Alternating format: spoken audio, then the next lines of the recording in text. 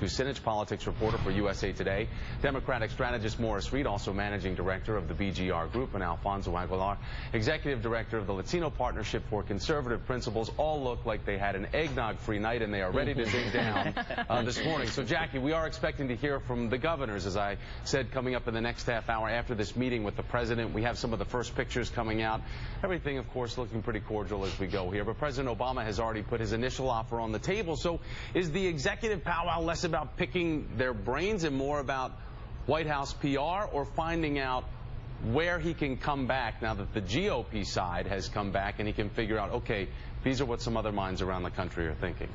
Well, governors are stakeholders in this, too. I mean, their states are affected by whatever happens up here on Capitol Hill. So it makes sense that he's talking to them. And, yeah, you heard a lot of governors, you know, over the last couple weeks, even Republicans, saying that it's okay to raise taxes on some of the more wealthy individuals in this country. So, you know, we'll see what comes out of that meeting. But it could provide the president with some more fodder, or, you know, we could end up the same place that we've been for the last 3 weeks. All right. So, Alfonso, let's take a look at this, because the official White House response to the GOP counteroffer was this from Dan Pfeiffer, saying that, quote, their plan includes nothing new, provides no details on which deductions they would eliminate, which loopholes they will close, or which Medicare savings they would achieve. So at this point, why no specifics? 28 days out, why no specifics? Well, because I don't think the White House still understands how the legislative process works. That's why we need negotiations. The President of the United States is back to his old dog and pony show. For 3 weeks after the election, he didn't say or do anything. He's back to giving public speeches. He sends Timothy Geithner in a public appearance to Congress with a plan that he knew was going to be rejected by Republicans.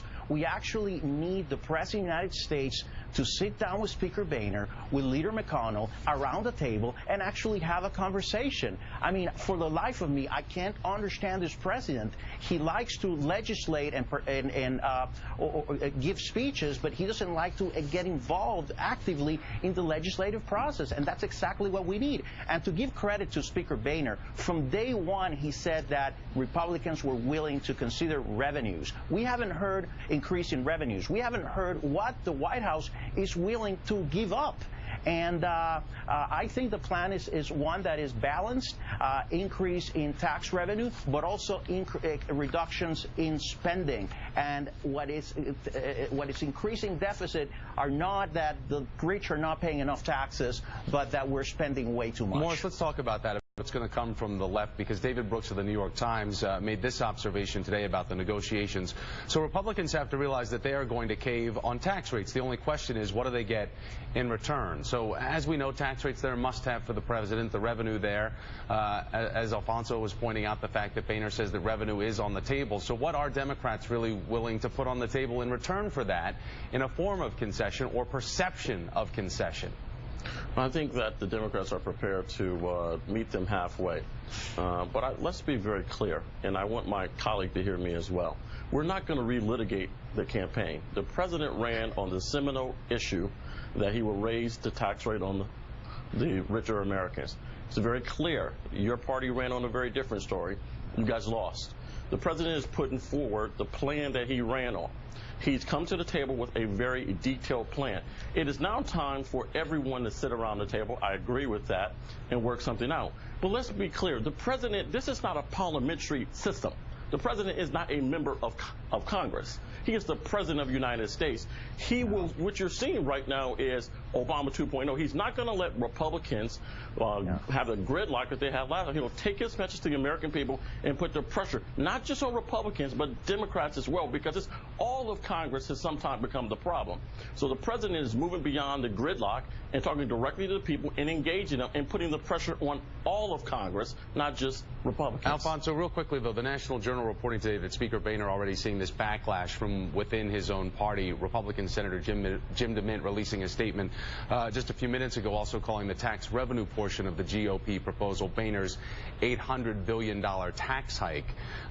So here it is with Boehner trying to make the base happy, meanwhile trying to meet the president within these negotiations and rise up to his leadership vision. So what else is it that the base doesn't seem to like? If the base was able to rally around the right candidate that they wanted it for president, the candidate that the right offered, Mitt Romney, would be worrying about this coming up in the next presidential term. But look, the fact that Boehner's being criticized by conservative organizations and other Republicans shows that he's seriously considering negotiating with the White House. And there are many Republicans who are saying, we saw the results of the election, we're willing to consider increases in revenue. But to the point of my colleague, we're not in a parliamentary democracy, but we're not in a monarchy either. We're in a constitutional democracy, and the mandate of the people was for both parties to work together. Republicans are saying we're willing to increase revenue. What is the president willing to give up? My friend, the mandate was very clear. The president ran on this issue alone. You guys lost. We need to get to the table and rally around the concept that you must compromise in Washington in order to... You guys didn't come up with any tax relief, and your party's base is acting crazy. That is the problem. You guys don't realize that it takes more than just your party's outliers to move this country forward. Jackie, as we all know, the sign of a good compromise is when both sides don't leave the table happy because no one's gotten everything that they want. So where is the sensible center on this? Oh, I think listening to both of them talk, when you look at that Pew poll that you cited before, Republicans have the most to lose as far as public perception right now still. When you look at that poll, it hasn't really moved. When you look at the numbers a couple weeks ago, they're exactly the same. So with all this back and forth is fine, but the public still perceives that the blame could end up with Republicans if they go over the fiscal cliff. Our power panel, Jackie Kucinich, Morris Reed, Alfonso Aguilar. Thanks to all three of you. Thank you.